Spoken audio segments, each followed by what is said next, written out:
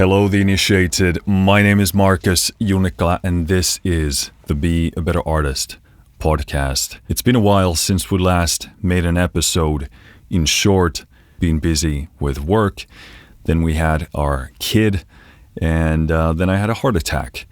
And then I had some more work after that. So, long story short, getting back into better shape, trying to juggle all of these responsibilities and goals. But as I've said, not doing this podcast makes me feel absolutely horrible. It's one of the most important things that I can be working on. So I need to find a way to get back on the horse once again and make this work. I have a lot of plans for the podcast. I've got a bunch of interviews that I've been planning. I think that is the most beneficial format that I can be working on. I will continue these monologues as well because as much as it might be for someone else, it is also for me because this is how I get to parse out my thoughts. I get to figure out where I stand with all of these topics. And it's kind of a mental exercise for me to try and stay as sharp as possible and work on my speech and articulation skills. So I thought we'd kick off with a monologue before I start pressing on those interviews. So if you're still here, thank you for tuning in. Happy to have you back. And I think that about covers the basics. So I've been a full-time entrepreneur now again for about half a year. And one of the central things that I've noticed in my day-to-day life and actually doing this work is responsibility, because there's nobody watching over my shoulder, nobody breathing down my neck. Now, while that is certainly a very positive thing and a very desirable situation to find yourself in, it does come with some new problems, some new challenges. Because while I can enjoy the freedom of not having anybody breathing down my neck and watching over my shoulder, it does mean that I need to take on that job. Now, you might think to yourself, well, why is that necessary? Because I've had a bunch of bad managers and bosses, and I don't think that's a necessary role at all. And while I certainly do agree that many managers and bosses leave much to be desired, there might be some aspects to this situation that you haven't considered. Because the reality is that perhaps most people have never been in a situation where there isn't somebody else who has to carry the ultimate responsibility, who has to make sure that people are doing what needs to be done. And while those people can certainly be inconvenient and annoying and sometimes downright crappy, they do have a function. They do have a purpose. As creative people, we tend to think about things in a very open manner, in a very flowy manner. And we'd often like to think that things would be better if there were less restrictions and less control, and things could just flow openly and things would sort of form and be done. But I don't find that to be a very honest assessment of the big picture. We talked a ton about deadlines. We've talked a ton about releasing stuff on this podcast and what the importance of that is, because we need actual boundaries to make things happen, to get things done. Otherwise, you find yourself in this infinite cycle of working on something and tweaking something and saying it'll be ready once it's ready. A tiny tweak here and there, the creative process will take care of itself. And while I'm not saying that those individuals and those creatives do not exist who can pull that off, I would argue that there's probably more structure in their approach than what they or we perhaps realize. And they have some kind of a mechanism, some kind of a system that does set some kind of boundaries so that they can actually complete a project and then put it out there. But for most of us, if we do not make an actual, tangible, practical line in reality, then it's very unlikely that your creative process will ever manifest into anything actual. And while there are certainly many aspects and topics we could talk about when it comes to external pressure and internal pressure, which is what I think this conversation boils down to, because I think there's perhaps a dark truth about people that most people do almost nothing unless they absolutely have to. And I know that sounds very dark and perhaps negative or not thinking highly about people, but that is the honest assessment that I currently have to make if I use observation and deduction. Because most people's internal pressure, internal drive is not sufficient in driving them into action. And this is why I'm a huge advocate of taking control of your environment, organizing and structuring systems around you so that they push you into certain type of behavior. We've talked a ton about willpower on this podcast. And if you rely on willpower alone to get things done, it's very likely you're going to burn out quite fast. And it's very likely you're going to not fulfill your creative destiny, because willpower, you only have so much of it and you spend it quite fast, and most people are not good at replenishing it. Willpower is like action points in a video game. You as a character have a certain amount of it in a day, and sleeping replenishes it, eating replenishes it, being social replenishes it. But every time you do something hard or challenging and difficult, you begin to spend that willpower. And the beauty about systems around you and manipulating the environment around you to serve you in terms of driving you into behavior that leads to your long-term goals. The beauty of that is that once you set it up, you don't have to spend willpower to drive yourself into those behaviors. In this way, you can reserve your willpower to the actual difficult, new, challenging tasks that come your way. You want to automate as much as possible so you can spend the willpower on new, difficult things that you need to either tackle with or learn. And if you are a creative who works for themselves, if you are a solo entrepreneur, if you have nobody breathing down your neck, watching over your shoulder, making sure that you do the things that the company needs done, then you need to create that manager for yourself. You yourself need to become that manager, or you build systems and structure around you in your environment that makes sure that that abstract manager comes to exist. Because the world of creativity and the world of practicality are not the same thing. Creativity doesn't understand time really well. And you need to understand time if you want to get practical and actually release what you're working on. And in the managerial world, in the business world, where things need to get done, they understand time extremely well. This is in fact the thing that tremendous business people understand better than anyone else. They know how precious time is and how little there is. And they develop such a sophisticated understanding of what you can actually accomplish and in what sort of a time frame. And most people never come to understand this because they never take on an entrepreneurial effort. Because if you did, you would see just how detrimental it is not to make progress with a project of your own. Because you're the one who has to pay for that. You're the one who has to live with the consequences. Whereas if you work for a company, you have none of that responsibility. The company goes down, you don't. You just take a paycheck and you'll be fine. And also, if something really matters to you, there's a very specific frustration that comes from the fact that you're not moving towards your goals and ambitions. If you just faff about for months on end and the things you want to work on don't get any closer to completion, That's extremely frustrating.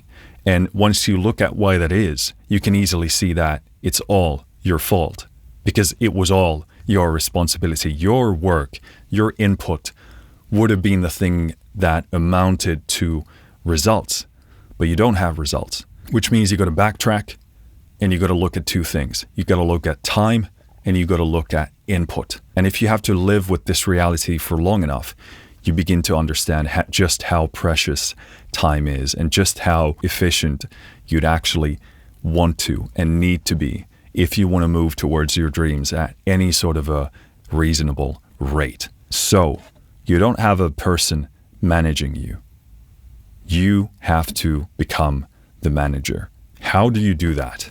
First of all, it's important to understand that you can't be in two states at the same time. It's impossible to be creative while you're worrying about structure and time and organization. So your schedule becomes the most important thing to organize and also the most important thing to respect. So just like you have a shift, you have to go to work at 8 or 9 a.m.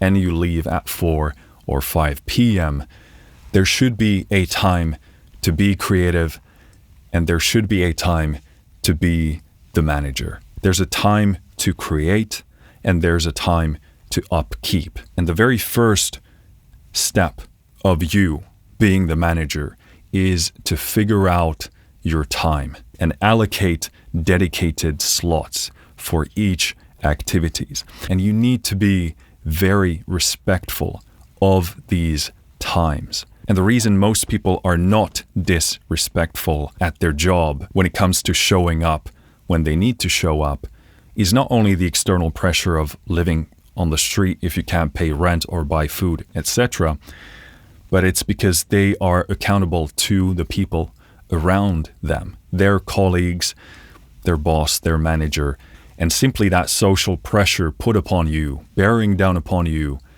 makes you stick to those schedules. Because if you don't, obviously there are a bunch of practical repercussions that might follow, but also there are the social repercussions that will follow if you don't show up. People will talk about you in a certain way. They will deem your character to be of a certain kind. And for a lot of people, that pressure is enough to keep them in line. Now, you working for yourself as a creative don't have this luxury. Now, I know there are many creatives out there who work in a team, which, by the way, is fantastic. And it's one of the things that I would love to transition into in the future, sometime when it actually makes sense and is viable. Because I do love the positive pressure that comes from being around great people who push you into action. You want to be responsible to them and you want to be responsible of them as well. And you see their work and you get inspired by it. And it's all a very, very positive cycle. And in fact, this is why I believe teams of creative people where there's good chemistry, good character, good respect, they get where they want to go far faster. I realize this as a weakness in my position, but also due to the nature of the things that I want to do, it just doesn't make much practical sense to transition into. And also most of the time I do compose music, which is for me a very lonely process. And so far it's what works best for me. And in fact, it is what I need to do what I need to do. But again, if you do not have this social pressure around you, you need to rely on something else. You need to generate that pressure from something else. Now, there are many, many ways of doing this. Personally, what I like to do is I like to go online, mostly YouTube, where most of these comments are, and I look at the comments you write, whether it's about this podcast or my music, because reading them, I find it extremely hard to believe that anyone would write anything like that about anything what I do. But those comments are there, and they're very high praise. They are exactly what you would love to read as a creator. And I go there and I look at them and I think about how I do not want to let those people down. And if there's anything I can do to make their life just a bit better, then it's worthwhile me staying in line and getting whatever needs doing done. And it shouldn't matter whether you have one person saying something positive about what you do, or 100 or 1,000. It should be about the change you want to generate and uphold in the world. So whether you have one comment or 100 or 1,000, focus on what you've managed to provide to these people. Because if you cannot find a worthwhile reason to do something simply out of the innate value that you produce to an individual, then there's no number, there's no amount of comments that you can read to motivate and force you to stay in the game. Because if it's numbers that motivate you, then you're always looking at the horizon. You're always looking at the next number and the next one and the next one. It's a game that never ends, and nothing will be enough for you. You're always chasing the next high. You're chasing the next number. Whereas if you focus on what you've done for an individual at the individual level, then you're never going to run out of fuel. If you make actually improving the lives of other people your sole focus, then that's going to be more than enough than what you need for a lifetime of pursuing your creative or other ambitions. So, number one, create a schedule. Block out a time to be creative and block out a time to do all of the other managerial upkeep, organization tasks. And respect that schedule above all else, because creatives can too easily get again into this ambiguous cloud of everything being everything, things flowing from one thing to another. And while that's great for creativity, it's absolutely horrible when it comes to organizing things, getting stuff done, ensuring that the rate of progress you want to see is sufficient for you. And I know this causes anxiety in a lot of creative people. They don't want to live in a structured, rigid, organized life. But if you allow this emotional issue to dictate how it is that you organize your creative life, I can speak from experience, not only from myself, but looking at other aspiring creators. You'll probably never get anywhere with your creative goals. And I know that sounds harsh, but if you don't put your feet into reality, if you don't get actual and practical about your creative work, then you're probably just going to tread your feet in water, looking at a spinning compass and never figuring out which way it is that you're supposed to be going. Not that it really matters because you're just treading water and staying put anyway, but setting actual practical boundaries, deadlines, limitations, that is what creates that external pressure to push you into a direction so that you get the project done, so that it goes into the outside world instead of simply staying in your head, so that you need to face the true nature of that creative work, all of its great elements, but also all of its limitations and lacking qualities. You're not going to see and discover those things until you actually put it out there into the world, in front of the eyes and ears of other people, because that's when you connect to the truth. And we need the truth if we want to make our creative work better. That is what we do as artists. We chase the truth because the truth is the only thing that fundamentally speaks to other people. It's what makes them care. It's what makes their heart feel something. May that be joy or sadness or anything else. Things resonate with people because they're true. And if you don't connect yourself to the cycle of truth by working on a piece of creative, putting it out there so that people can see and hear it and give feedback so that you can understand how it is that other people see it, If you don't partake in that process, in that cycle, it becomes impossible to actually improve your creative work. And this is precisely why I see so many creative people essentially releasing the same music year after year after year. They never change, they never improve. And for the most part, that behavior comes out of fear. They're afraid of confronting the truth, connecting with the true state of where their creative work is. And I don't say this with hubris because I live with this fear every day, just like you do. And the best thing that I've personally managed to cook up is simply living with more courage, trying to be braver and doing things despite of that fear, trusting the process, knowing that if I do this, I'll connect myself to the cycle of finding truth. And if I stay honest and authentic with that process and confront it with open arms and say, I might not like this, but this is how things are. That's when I have access to the fastest way to learn. I don't want to see artists find themselves in this cycle of essentially releasing the same work over and over again because they're afraid of getting better. Because in the process of getting better, you need to suck. You need to understand what is lacking, what is less than ideal, what is missing, but also what is good. And the closer you are to the beginning, unfortunately, the rougher it is. The more your work probably sucks. But that's also a wonderful position to be in because it means the more potential you have to improving it. And that's a wonderful and inspiring aspect to realize. So there's a time to be creative. There's a time to manage yourself and your time and your work.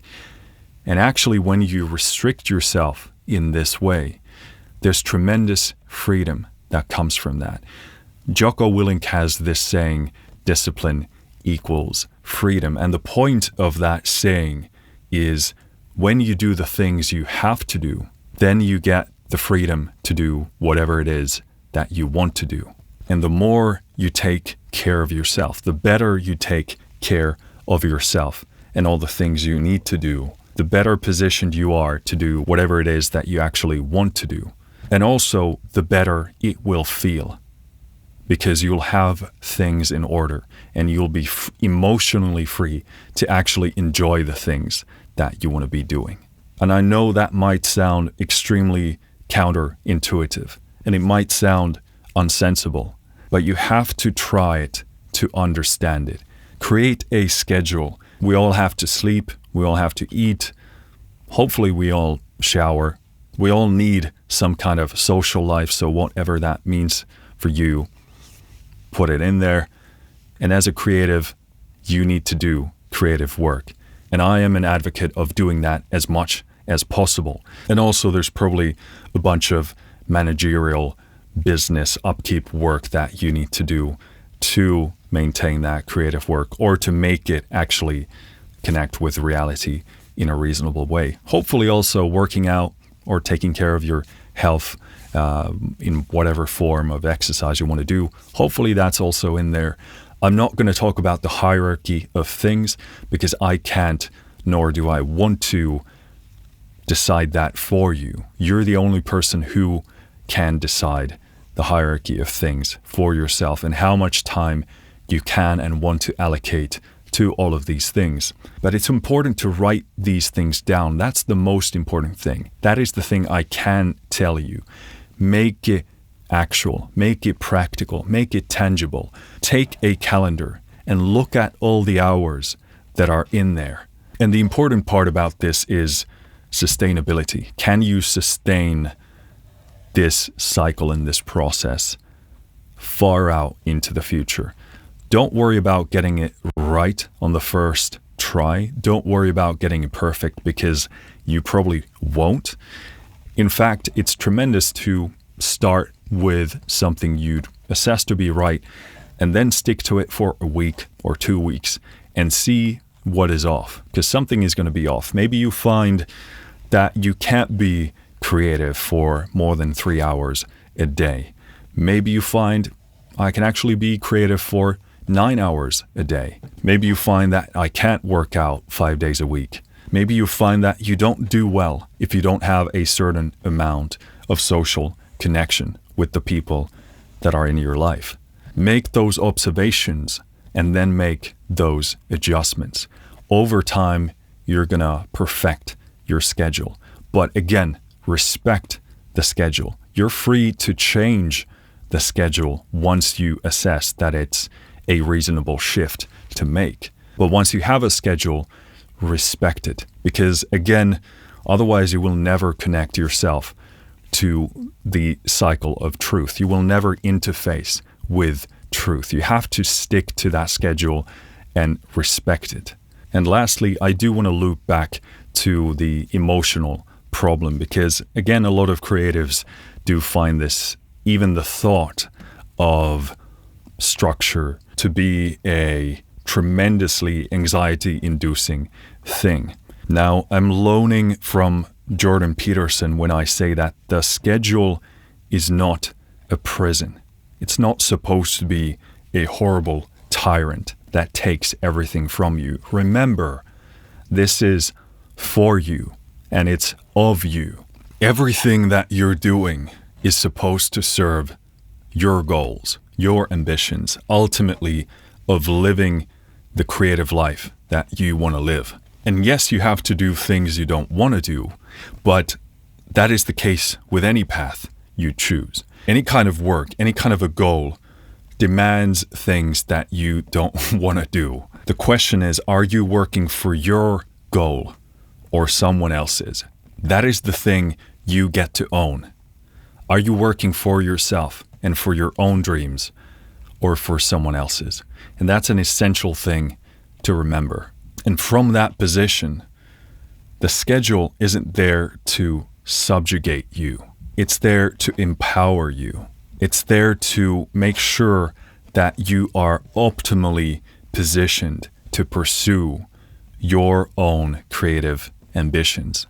The schedule is supposed to free you to do whatever it is that you want to do in life, not enslave you to stick to a rigid, regimented flow of life. And lastly, I want to say that most creatives need more restriction, because if your life is nothing but this open flow of potential, it's very unlikely that you'll be optimally productive and prolific. Because if you can always do precisely what it is that you want to do, there's no contrast, there's no push and pull between the elements of life. So after a creative slot in my workday, I actually want to leave that process feeling like there's a bit more in the tank. This is something I've learned once again from working out, from lifting weights, is that if I want to do more of this, I want to be replenished and energized for tomorrow. Because if you give me the option of working 1 or 2 days full on and completely burning myself out, and then it will take me several days to recuperate before I can work again, that means I actually get to do less of what it is that I want to do in the course of a week. Whereas if I did a little bit less every day, I'd actually get to work out and lift every single day. And no, I don't get to immediately gratify every single immediate desire that I have, but I get to take that energy, I get to take that momentum, and I can bring it to the table tomorrow. And again, this is a beautiful concept that applies to so many different aspects in life. Eating, food is the same way as well. You can be a glutton. You can go all the way and eat until you pass out or you can't taste or feel anything anymore. Or you could eat really good food and feel like, that was so good.